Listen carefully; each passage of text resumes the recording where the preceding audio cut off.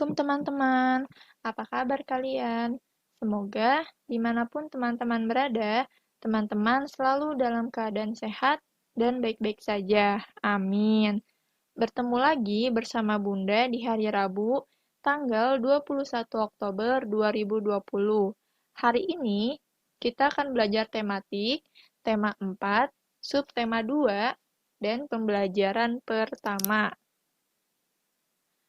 Tujuan pembelajaran hari ini adalah, yang pertama, siswa dapat menjelaskan berbagai macam gangguan yang dapat mempengaruhi organ peredaran darah manusia secara rinci. Yang kedua, siswa dapat menjelaskan makna dan amanat pantun dengan benar. Yang ketiga, siswa dapat menentukan letak suatu tempat atau benda pada bidang koordinat dengan tepat. Baik teman-teman, sebelum masuk ke materi, alangkah baiknya kita sama-sama membaca basmalah terlebih dahulu. Bismillahirrahmanirrahim. Baik, kita mulai. Yang pertama, gangguan kesehatan pada organ peredaran darah. Nah, teman-teman, manusia itu sangat rentan sekali dengan berbagai macam gangguan pada organ tubuhnya. Di antaranya yaitu gangguan pada organ peredaran darah. Lalu, apa penyebab gangguan pada organ peredaran darah manusia? Dan apa saja jenis gangguan pada organ peredaran darah manusia? Selanjutnya, seperti sistem tubuh lainnya, sistem peredaran darah juga terkadang tidak bekerja dengan semestinya, teman-teman. Contohnya, seperti organ jantung dan pembuluh darah. Nah, organ jantung dan pembuluh darah ini sangat rentan terhadap gangguan kesehatan.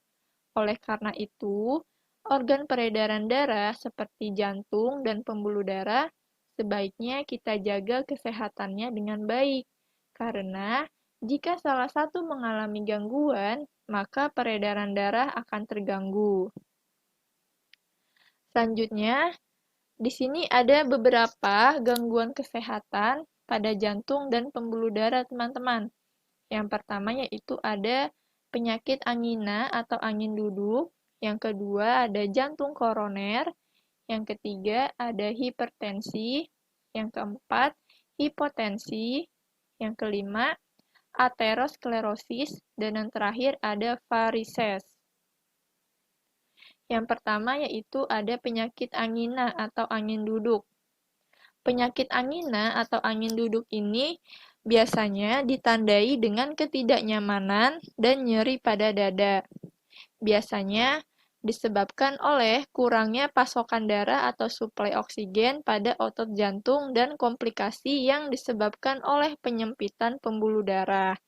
Nah, teman-teman, penyakit angina ini juga sering dianggap sebagai tanda peringatan pertama serangan jantung yang akan datang. Yang kedua ada jantung koroner. Jantung koroner merupakan salah satu penyakit yang paling umum dari sistem peredaran darah yang menyerang orang dewasa. Biasanya, teman-teman, jantung koroner ini disebabkan karena adanya penyumbatan pada pembuluh darah oleh lemak dan zat kapur. Nah, teman-teman, penyumbatan ini biasanya dapat menyebabkan aliran darah ke jantung menjadi terhambat sehingga jantung tidak dapat bekerja dengan baik.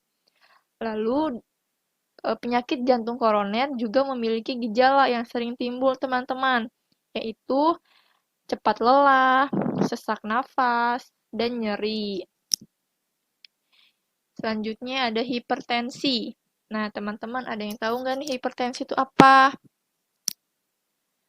Ya, benar. Hipertensi atau tekanan darah tinggi itu bisa menyebabkan jantung bekerja lebih keras untuk memompa darah. Kenapa? Karena hal ini bisa terjadi karena tekanan darah pada pembuluh arteri itu meningkat.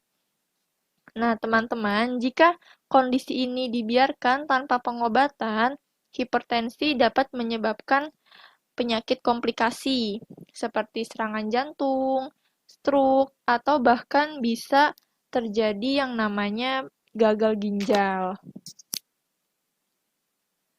Selanjutnya yaitu ada hipotensi. Nah, sebelumnya ada hipertensi, sekarang ada hipotensi.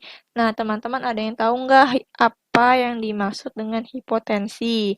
Tadi kan kalau hipertensi itu kan tekanan darah tinggi. Nah, kalau hipotensi itu apa ya? Oke, hipotensi itu adalah kebalikan dari hipertensi atau tekanan darah rendah. Hipotensi adalah kondisi di mana tekanan darah di dalam pembuluh arteri ini menurun. Nah, teman-teman, biasanya orang yang terkena darah rendah ini atau hipotensi, tekanan darahnya itu berada di bawah 90/60 mmHg. Dan sementara tekanan darah manusia yang normal itu kurang lebih sekitar 12/80 mmHg. Selanjutnya yaitu ada penyakit aterosklerosis. Penyakit aterosklerosis adalah penyempitan atau pengerasan pembuluh darah karena adanya penumpukan lemak, kolesterol, dan zat sisa lainnya di dinding pembuluh arteri. Nah, biasanya teman-teman kondisi ini lambat laun dapat menyumbat aliran darah yang pada akhirnya dapat meningkatkan resiko serangan jantung dan stroke. Oke, yang terakhir yaitu ada varises. Varises adalah pembuluh darah vena yang membengkak dan tampak menonjol di permukaan kulit serta berwarna keunguan, teman-teman. Kenapa berwarna keunguan? Karena kondisi ini disebabkan oleh adanya hambatan pada pembuluh vena dalam mengalirkan darah. Nah, katup vena ini yang berfungsi mengangkut darah ke jantung tidak dapat menutup dengan benar. Akibatnya, peningkatan tekanan membuat pembuluh darah vena ini menjadi membesar. Nah, biasanya teman-teman penyebab varises ini biasanya karena terlalu lama berdiri dan bisa juga faktor keturunan. Selanjutnya, Ukhrawi. Nabi Muhammad SAW bersabda, "Setiap penyakit ada obatnya. Apabila obat itu tepat untuk suatu penyakit, penyakit itu akan sembuh dengan seizin Allah." Jika kita tertimpa suatu penyakit atau terluka, maka kita harus meyakini bahwa penyakit ini dari Allah dan ada obatnya. Tetapi, kesembuhan itu hanya datang dari Allah. Obat dan dokter hanyalah cara dan ikhtiar kita untuk sembuh. Karena itu, teman-teman, selain berobat ke para medis, kita juga harus untuk berdoa untuk meminta kesembuhan kepada Allah. Oke, teman-teman, selanjutnya yaitu ada makna dari sebuah pantun. Nah, teman-teman sebelumnya sudah belajar pantun kan ya? Sudah belajar pantun, jenis-jenis pantun, dan ciri-ciri pantun. Nah, sekarang kita akan belajar makna dari sebuah pantun. Jadi, teman-teman, makna sebuah pantun itu dapat kita lihat pada bagian isi pantun, yaitu berada di baris ketiga dan baris keempat di setiap pantunnya. Jadi, dengan memahami isi pantun tersebut, kita sebagai pembaca akan dengan mudah memahami maksud dari pantun tersebut. Nah, teman-teman perhatikan, di sini ada contoh pantun, ada dua contoh pantun. Pantun yang pertama yaitu, "Di situ kamu, di sini aku, bergandeng tangan, bersukaria, sehat selalu ini badanku, karena rajin berolahraga." Untuk pantun yang kedua, "Si Nana mengayuh sepeda, Di dahinya penuh peluh. Wahai anak-anak muda, sehat itu pasti kamu butuh. Nah, setelah kita membaca kedua pantun tersebut, kira-kira apa ya makna dari kedua pantun tersebut? Ada yang tahu?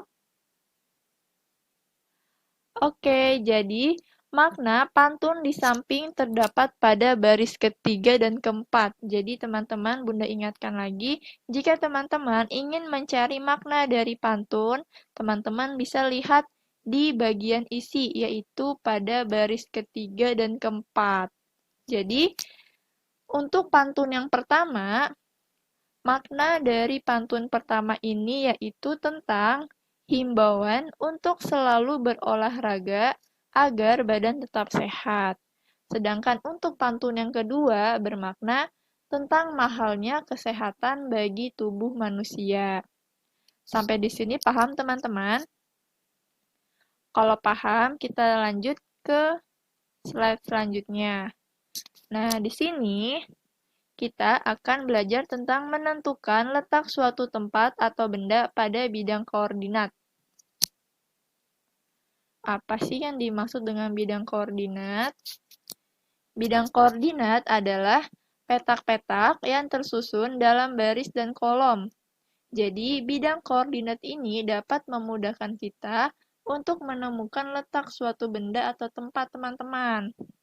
Nah, letak benda atau tempat pada bidang koordinat ini biasanya dituliskan yaitu A dan B, di mana A untuk kolom sumbu mendatar atau horizontal dan B untuk baris sumbu tegak atau vertikal.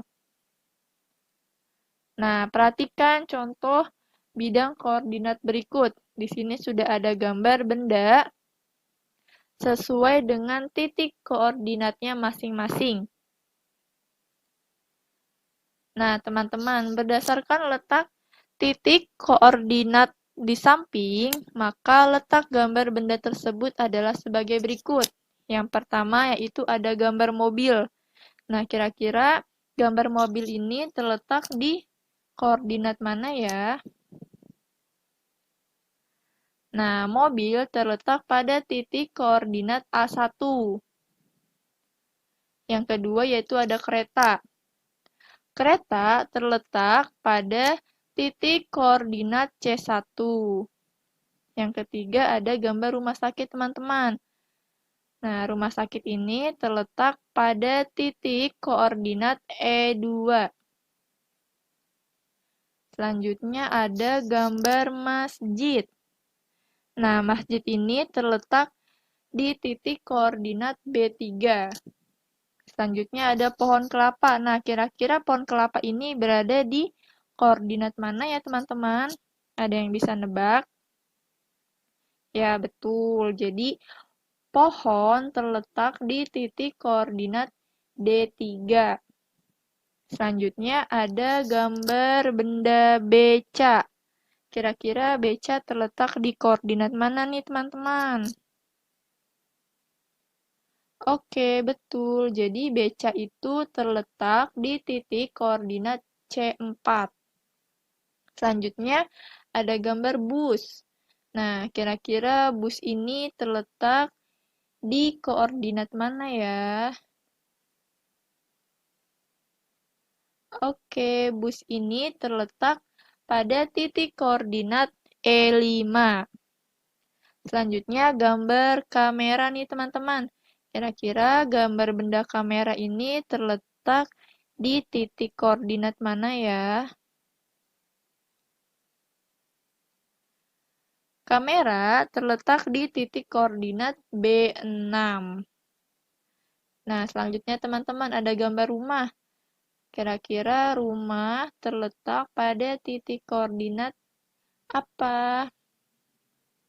Ya, betul, yaitu rumah terletak pada titik koordinat D7. Sejajar ya dengan D7. Yang terakhir teman-teman, ada gambar bola. Kira-kira bola ini terletak di koordinat mana? Lihat.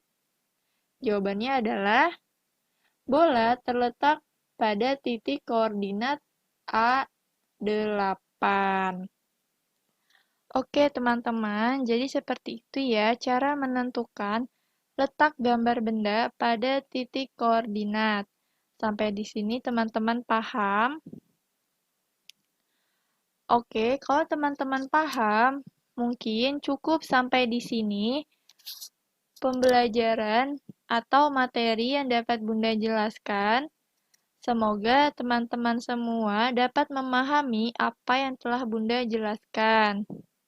Oke, teman-teman, sebelum ditutup, Bunda punya sedikit pantun untuk teman-teman. Jalan-jalan ke Surabaya, tak lupa bawa buah tangan. Terima kasih teman-teman semuanya sudah bersedia untuk mendengarkan. Oke, teman-teman, sekian dari Bunda. Wassalamualaikum warahmatullahi wabarakatuh.